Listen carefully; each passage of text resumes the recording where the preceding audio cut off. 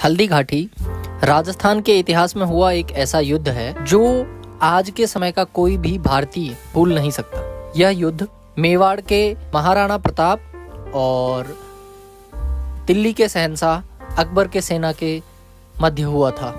महाराणा प्रताप आजीवन कभी भी अपने किसी भी दुश्मन के सामने अपना सिर नहीं झुकाते हैं, जिसका परिणाम यह था कि महाराणा प्रताप ने अकबर की अधीनता स्वीकार करने से भी इनकार कर दिया था। इसी के तहत हल्दी घाटी का एक भीषण युद्ध हुआ। हम में से कई लोग सोचते हैं कि यह युद्ध इतना सुप्रसिद्ध है तो कई दिनों तक चला होगा, किंतु यह युद्ध केवल एक दिन का था। एक दिन नहीं, केवल 4 घंटे में समाप्त होने वाला ये एक ऐतिहासिक युद्ध था। राजस्थान का इतिहास लिखने वाले जेम्स स्टॉड के अनुसार महाराणा प्रताप की सेना में कुल 22,000 सैनिक थे, जबकि अकबर की सेना में 80,000 सैनिक थे। इसके उपरांत इतनी विशाल सेना के होने के बावजूद केवल 22,000 सैनिकों ने महाराणा प्रताप की विजय का एक ऐसा इतिहास रचा जो हम सभी आज तक पढ़ते आए हैं। हल्दी घाटी में मुगल सेना का नेतृत्व आमेर के राजपूत राजा मानसिंह सेनापति के तौर पर कर रहे थे, परंतु इधर महाराणा प्रताप अपने मंत्री भामा शाह के साथ सामने से युद्ध करने आए हुए थे। परंतु इस युद्ध में एक विडंबना भी थी और दुख की बात थी कि महाराणा प्रताप जी का सगा भाई शक्ति सिंह, जो मुगलों को पहाड़ी इलाके की युद्ध नीति व रास्तों की जानकारी देकर उनकी सहायता कर रहा था। इतिहास के अनुसार यह युद्ध हमेशा और निर्णायक माना गया है।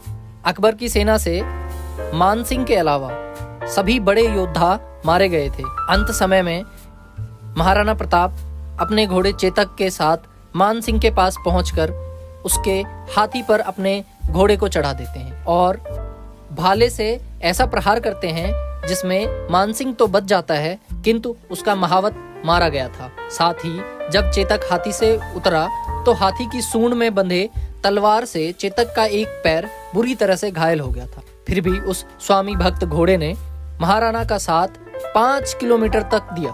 आज के 5 किलोमीटर तक चेतक उस अपने घायल पैर के साथ भागता रहा और भागते समय चेतक ने एक बड़े नाले को पार करने के लिए छलांग लगा दिया, जिसके पार करते के साथ साथ चेतक ने अपने प्राण भी त्याग दिए। इस समय जब महाराणा चेतक के साथ भाग रहे थे तब उनका सगा भाई शक्ति सिंह पीछा कर रहा था और जब उन्होंने एक घोड़े की ऐसी स्वामी भक्ति देखी तो उन्हें भी अपनी गलती का एहसास हुआ और उन्होंने महाराणा की मदद करने की ठान ली। इधर झाला मान सिंह ने महाराणा का मुकुट पहनकर मुगलों का सामना किया, जिसमें भ्रम में पड़े मुगलों द्वारा वह शहीद हो गए। इन सभी दृश्यों को देखने के बाद महाराणा ने प्रण लिया कि मुगलों को हराने तक वह राजसी जीवन व्यतीत नहीं करेंगे और अपना संपूर्ण जीवन काल जंगलों में बिताएंगे। भविष्य में चित्तौड़ के अलावा महाराणा प्रताप ने संपूर्ण मेवाड़ पर अपना अधिकार जमा लिया। यही इस हल्दी घाटी युद्ध का इतिहास है जो मैंने आपसे संक्षिप्त रूप में कहा है। हल्दी घाटी स्थित संग्रहालय में सभी घटनाओं का चित्रण देखने को मिलता है जो युद्ध के समय में घटित हुआ था और यह संग्रहालय किसी सरकार द्वारा नहीं बल्कि एक सेनावृत्ति स्कूल अध्यापक मोहन श्रीमाल जी का प्रयास है। हम मोहन श्रीमाल जी का सम्मान करते हैं और उनका धन्यवाद करते हैं।